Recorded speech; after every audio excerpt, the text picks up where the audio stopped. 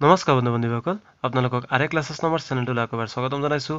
আজি আমি এই ভিডিঅ'ত আলোচনা কৰিম আসাম স্পেচিয়েল টেট 2020-21 কাৰণে এনভাইৰনমেণ্টেল ষ্টাডিজৰ টপ 20 MCQৰ ওপৰত। গতিকে আহক দেৰি নকৰিবলৈ আজিৰ এই ভিডিঅ'টো আৰম্ভ কৰোঁ। ফাৰ্ষ্ট কুৱেশ্যনটো হ'ল উদ্ভিদবোৰ হ'ল অপশ্যন এ দিছে বিয়োজক, অপশ্যন বি দিছে উৎপাদক, অপশ্যন চি দিছে উপভোক্তা আৰু অপশ্যন ডি দিছে কাৰ্যকৰ্তা। গতিকে এই কুৱেশ্যনটোৰ ৰাইট আনসাৰ হ'ব যে উদ্ভিদবোৰ হ'ল উৎপাদক। নেক্সট কুৱেশ্যনটো হ'ল তলৰ কোনবিধ পদাৰ্থৰ কাৰণে গছৰ ৰং সেউজীয়া হয়? ক্ল'ৰফিল, জেন্থোফিল, কেৰটিনইড, এন্থোচায়ানিন। কি কৈছে যে কোনবিধ পদাৰ্থৰ কাৰণে গেছৰ ৰং সেউজীয়া হয়? গতিকে ইয়াৰ ৰাইট আনসাৰ হ'ব ক্ল'ৰফিল। ক্ল'ৰফিলৰ কাৰণে গছৰ ৰং সেউজীয়া হয়।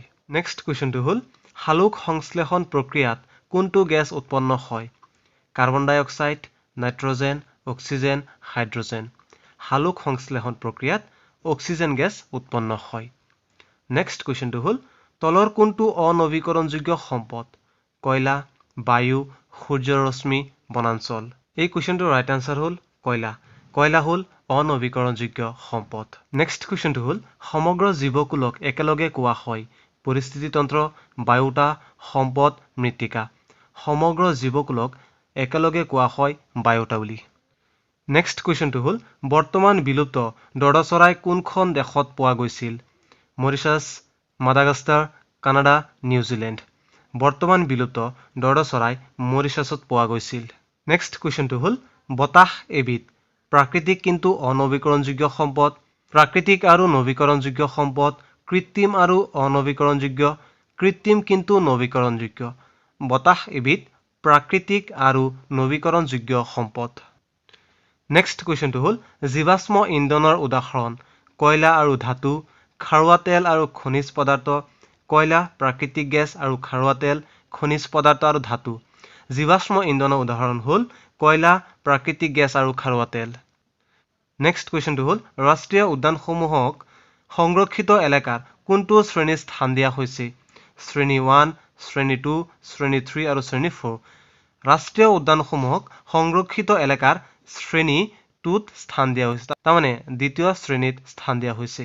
নেক্সট কুৱেশ্যনটো হ'ল ভাৰতৰ প্ৰথম ৰাষ্ট্ৰীয় উদ্যানখন হ'ল ৰাণথাম্বোৰ, হেমিছ, কাজিৰঙা, কৰবেট।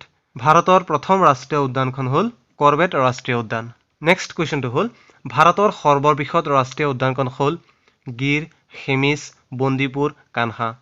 ভাৰতৰ সৰ্ববৃহৎ ৰাষ্ট্ৰীয় উদ্যানখন হ'ল হেমিছ ৰাষ্ট্ৰীয় উদ্যান। কুৱেশ্যনটো হ'ল অসমৰ 6খন ৰাষ্ট্ৰীয় উদ্যান স্থাপিত হ'ব? কাৰ্বি আংলঙত, বঙাইগাঁৱত, শোণিতপুৰত, ডিমা হাছাওত। অসমৰ 6খন ৰাষ্ট্ৰীয় উদ্যান স্থাপিত হ'ব ডিমা হাছাওত। নেক্সট কুৱেশ্যনটো হ'ল IUCN তালিকাত অভয়াৰণ্য কোনটো শ্ৰেণীৰ সংৰক্ষিত এলেকা? প্ৰথম, দ্বিতীয়, তৃতীয়, চতুৰ্থ। IUCN তালিকাত অভয়াৰণ্য চতুৰ্থ শ্ৰেণীৰ সংৰক্ষিত এলেকা। নেক্সট কুৱেশ্যনটো হ'ল তলত দিয়া কোনবিধ লৱণৰ বাবে সাগৰৰ পানী অধিক লুণীয়া হয়? Calcium sulphate, magnesium chloride, magnesium sulphate, sodium chloride. সাগৰৰ পানী অধিক লুণীয়া হয় ছ'ডিয়াম ক্লৰাইড লৱণৰ বাবে। নেক্সট কুৱেশ্যনটো হ'ল তলৰ কোনখন সংৰক্ষিত এলেকাত এশিঙীয়া গঁড়ৰ ঘনত্ব সৰ্বাধিক? কাজিৰঙা, পবিতৰা, মানস আৰু আমচাং। এই কুৱেশ্যনটোৰ ৰাইট আনসাৰ হ'ল পবিতৰা। পবিতৰাত এশিঙীয়া গঁড়ৰ ঘনত্ব সৰ্বাধিক। নেক্সট কুৱেশ্যনটো হ'ল বিশ্ব বন দিৱস ৱৰ্ল্ড ফৰেষ্ট ডে কেতিয়া পালন কৰা হয়? 21 জুন, 21 মে, 21 মাৰ্চ আৰু 21 এপ্ৰিল।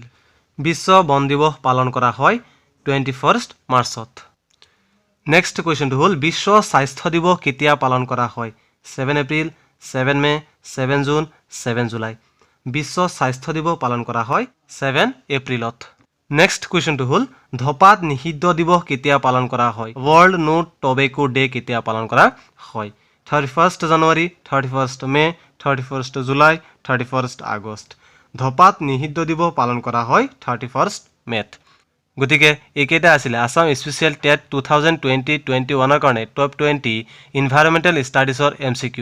ইয়াৰ পিছৰ ভিডিঅ'ত আমি এনভাইৰনমেণ্টেল ষ্টাডিজৰ আৰু 20টা MCQৰ ওপৰত আলোচনা কৰিম। গতিকে বন্ধু বান্ধৱীসকল, যদি আপোনালোকৰ এই ভিডিঅ'টো চাই ভাল লাগিছে, লাইক কৰিব আৰু আপোনালোকৰ বন্ধুবৰ্গৰ সৈতে যিমান পাৰে সিমান ভিডিঅ'টো শ্বেয়াৰ কৰিব আৰু মোৰ চেনেলটো ছাবস্ক্ৰাইব কৰিবলৈ নাপাহৰিব।